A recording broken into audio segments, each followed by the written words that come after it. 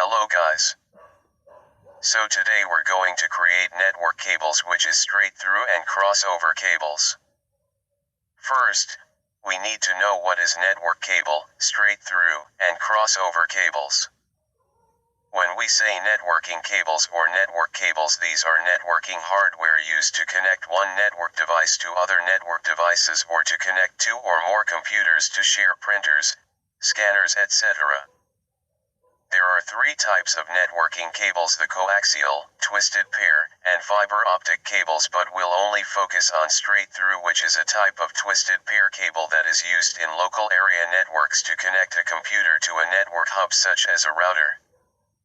And crossover cable, which is also a twisted pair that is used to connect two or more computing devices. The internal wiring of crossover cables reverses the transmission and receives signals. It is widely used to connect two devices of the same type, example two computers, or two switches to each other. Now, let's start to create our straight through and crossover cables. Step 1. Prepare all the tools and equipment such as LAN tester, crimping tool, wire stripper, RJ45, and UTP cable. Here, we will be using category 5E or Cat5e cable. Step 2. Stripping the cable. Remove the plastic sheet of the cable for about an inch. Be sure not to take off too much of the jacket, because it will have to be clamped down inside an RJ45 connector. If there is too much wire, they might have to be short by cutting them directly with the wire cutters. After there is a correct amount of the wires exposed, unwind the copper wires twisted together on the inside, while starting with correct colors left to right. There are a total of 8 copper wires inside the jacket, each marked with a different color. Here, I'll be using T568A, which is white green green, white orange blue, white blue orange, and white brown brown.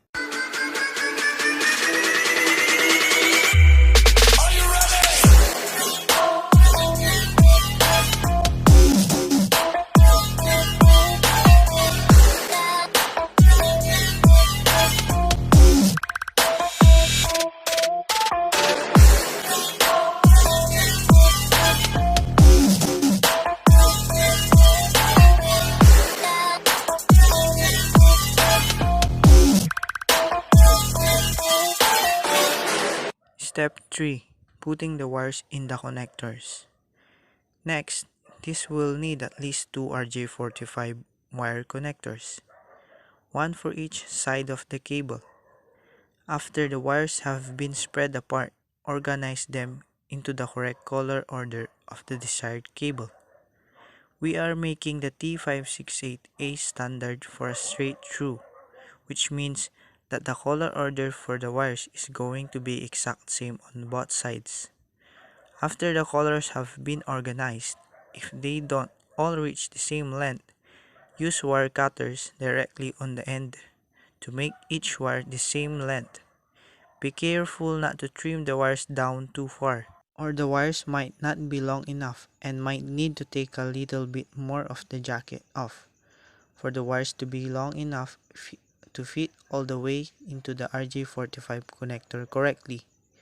Once the wires are flat, in order, and can reach all the way to the end of the connector, start to put them into the RJ45 connectors. Make sure the tab on the connector is facing down, and while holding the wires flat in order, slide the wires down to the end of the connector till you can see all the copper wires at the end.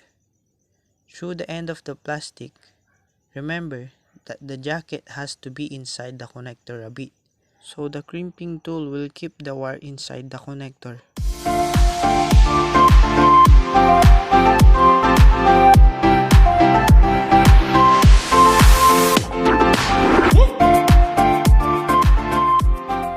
Step 4. Crimping the connector.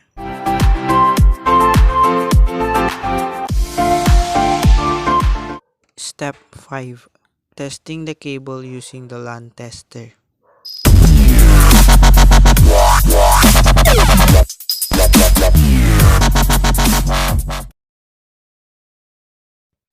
In crossover cable, just repeat the same step in the straight through cable. The difference here that instead of using T568A on the bot end of the cable, you will be using T568A and T568B on the other end. The color coding of the T568B is white orange orange, white green blue, white blue green, white brown brown. Just remember that the crossover cable is widely used to connect two devices at the same time. For example, two computers or two switches to each together.